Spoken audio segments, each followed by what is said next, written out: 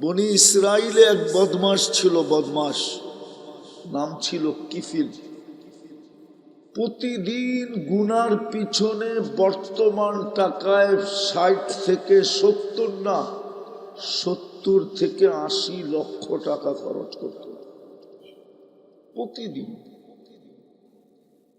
তাও জঘন্য গুনাহ, ব্যভিচারের পিছনে, জিনার পিছনে। একদিন এক মেয়েকে ধরে নিয়ে আসছে আর কামরায় ঢুকায় দিয়া বলছে আমি প্রস্তুতি নিয়ে আসতেছি। আয়সা দেখে মেয়ে অজোরে কাঁদতেছে, তো বলছে ওই মেয়ে কাঁদিস কেন? জোর করে তো নিয়ে আসি নাই, আর আমি তোমাকে টোকায়ও বাহির করি নাই, আমি তোমাকে খুঁজেও বাহির করি নাই, তুমি তো আমার হাতে ধরা দিলা। টাকা পয়সা নির্ধারণ হইলো, তারপরেই তো আমার সাথে চলে আসলা, কিন্তু কাঁদো কেন? এখনো তো তোমার গায়ে আমি আঙ্গুলের ছোঁয়াও দিই নাই। বলছে শুন কিফিল, আমি বাজারি মেয়ে না, এটা আমার পেশা না, আমি বাজারি না, এটা আমার পেশা না। বিপদের কারণে আমি তোর হাতে ধরা দিতে বাধ্য হয়েছি, কিন্তু কাঁদি কেন জানিস? কালকে এই চেহারাটা আল্লাহকে কি করে দেখাবো?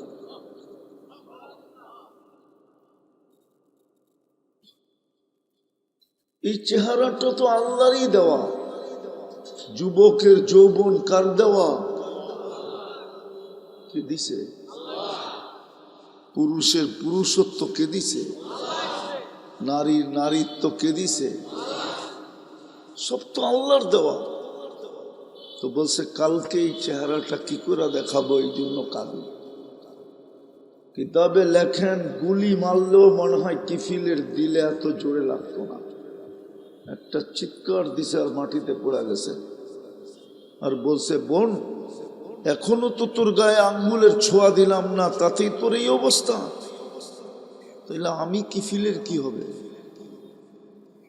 কালকে আমার কি অবস্থা হবে? আমি তো এটা অভ্যস্ত, আমি তো এই গুনায় অভ্যস্ত, আমার কি হবে? বলছে বোন, তোকে টাকার থলি দিয়া দিলাম, কিন্তু একটা অনুরোধ করব, যদি তুই রাখিস। বলছে সেটা কি? বলছে হাত দুটা উঠায়া চোখের পানি দিয়া আল্লাহকে একটু বলা দে না, আমি তওবা করলাম, আমার তওবাটা যেন কবুল করে। ওই রাত্রি কিফিলের মৃত্যু।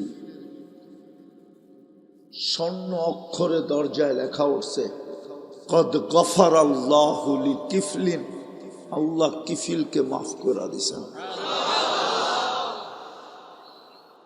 বলার মানুষ ভালো মতে বোঝেন, কোথায় থাকি এটা আল্লাহর বিষয়, কি পড়ি এটা আল্লাহর বিষয় না, কি খাই এটা আল্লাহর বিষয় না, ঘরবাড়ি কিরকম এটা আল্লাহর বিষয় না,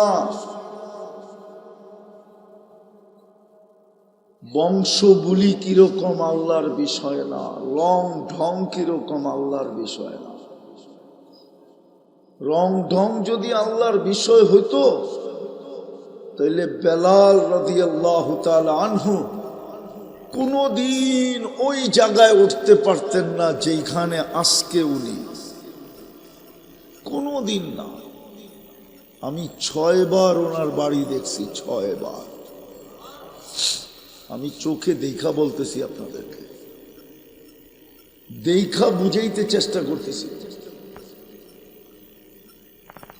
6 বারই দেখছি চোখ দিয়ে পানি আসে। কেন পানি আসে এটাও জানতাম না, যাকে দেখতাম সেই কাঁদে, কেন কাঁদে এটাও জানে না, শুধু পানি আসে চোখ দিয়া। কিন্তু রংডং দেখলে পানি আসার কথা না। ইউথোপিয়ার বাড়ি, এখনো ইউথোপিয়ার মানুষগুলা কালো, না রং না ঢং, কোনো রঙও নাই ঢংও নাই, ওই ইথিওপিয়া বাড়ি ছিল। খোদার কসম, আল্লাহ কোথায় বাস করি এটা দেখবে না, পোশাক পরিচ্ছেদ কি এটা দেখবে না, ঘরবাড়ি কেমন এটা দেখবে না, খাওয়া দাওয়া কেমন এটা দেখবে না। আল্লাহ দেখবে প্রস্তুতি কতটুকু, কে কতটুকু প্রস্তুতি নিল,